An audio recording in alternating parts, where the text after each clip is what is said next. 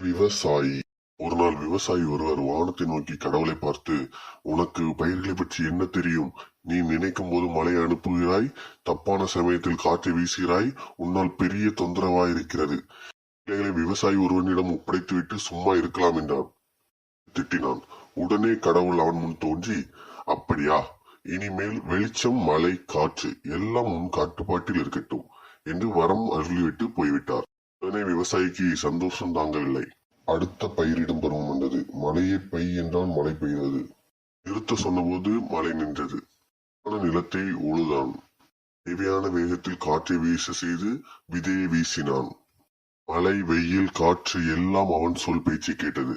பயிர்கள் பச்சை பசையென வளர்ந்து வயல்வெளிகளை பார்க்க மிகவும் ரம்யமாக இருந்தது. மழைக்காலமும் வந்தது. விவசாயி ஒரு நெற்கதிரை அறுத்தான். அதனை உதிர்த்து திறந்து பார்த்தான். அதிர்ந்து போனான். உள்ளே தானியங்களை காணவில்லை. சிறிய பதர்தான் இருந்தது. அடுத்தது எல்லா நெற்கதிர்களையும் வெட்டி உடைத்து பார்த்தான். ஒன்றிலுமே தானியங்கள் இல்லை. கடவுளை என்று கோபத்தோடு கூப்பிட்டான். அவரை பார்த்து, மழை, வெயில், காற்று எல்லாவற்றையும் மிக சரியாக தானே பயன்படுத்தினேன். ஆனாலும் என் பயிர்கள் பாழாகிவிட்டதே, ஏன் என கேட்டான். கடவுள் புன்னகைத்தார். எனது கட்டுப்பாட்டில் இருந்தபோது காற்று வேகமாக அடிக்கும். அப்போது பயிர்கள் எல்லாம் அதன் வேர்களை ஆழமாக பூமியில் இட்டு பூமியை பிடித்துக் கொள்ளும். குறைந்தால் தண்ணீர் பூமியிலிருந்து எடுத்துக்கொள்ளும். இவ்வாறு பல போராட்டம் இருந்தால்தான் தாவரம் தங்களை பாதுகாத்துக் கொண்டு வலுவாக வளரும்.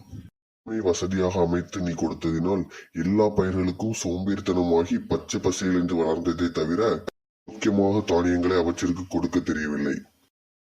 உடனே விவசாயி கடவுளை நோக்கி, என்னை மன்னித்து விடுங்கள், உங்கள் சக்திகளை நீங்களே வைத்துக் கொள்ளுங்கள் என்று கடவுளிடமே கொடுத்து விட்டான். Thanks for watching.